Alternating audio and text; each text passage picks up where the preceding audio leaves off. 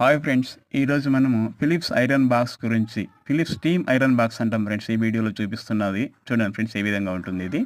అదేవిధంగా దీనికి ఒక కార్డు, ఇది ప్లగ్ పాయింట్. ఒక సైడ్ ఎల్ అని, ఇంకో సైడ్ ఎన్ అని, న్యూట్రల్ అని రాసి ఉంటుంది. మనం కాంటాక్ట్ ఇచ్చుకునేటప్పుడు చాలా జాగ్రత్తగా చూసుకొని మనం ప్లగ్ పాయింట్ చేసుకోవాలి. చూడండి, అదేవిధంగా ఇది ట్యాంక్ బ్రో, వాటర్ ట్యాంక్ ఇది దీనికి.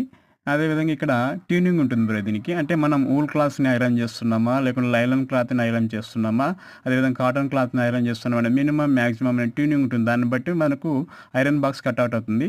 ఈ వీడియోలో చూపిస్తున్నది ఇప్పుడు వాటర్ ట్యాంక్ యొక్క స్ప్రింకర్స్, అంటే దాన్ని ప్రెస్ చేయడం వల్ల వాటర్ బయటకు వస్తాయి.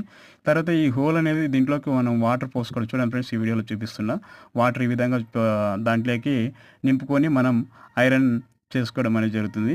అది చూడండి ఫ్రెండ్స్, ఇది ట్యాంకులో ఈ విధంగా ఫిల్అప్ అవుతుంది. చూడండి ఫ్రెండ్స్, ఇది అక్కడ ప్రెస్ చేయడం వల్ల రెడ్ బటన్ ప్రెస్ చేస్తే దీంట్లో నుంచి వాటర్ వస్తాయి ఫ్రెండ్స్. చూడండి ఫ్రెండ్స్, ఇది వాటర్ ఫ్లింకర్స్ యొక్క వేడి ఆవిరి అనేది బయటకు వస్తుంది. చూడండి, ప్లగ్ చేసుకునేటప్పుడు కూడా మనం స్విచ్ ఆఫ్ చేసుకునే చేసుకోవాలి.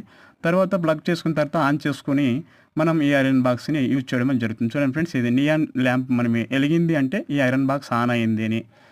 అదేవిధంగా దీనికి కట్అవుట్ అనేది ఉంటుంది. థర్మోస్టాట్ ఉండడం వల్ల ఇది ఊలు, కాటను, మనం ఐరన్ చేసుకునే క్లాస్ని బట్టి మనం ఏ విధంగా అయితే ట్యూనింగ్ పెట్టుకున్నామో దానివల్ల కట్అవుట్ అవుతుంది బ్రో. అది ఆఫ్ అయ్యి ఆన్ అవుతుంది. ఇది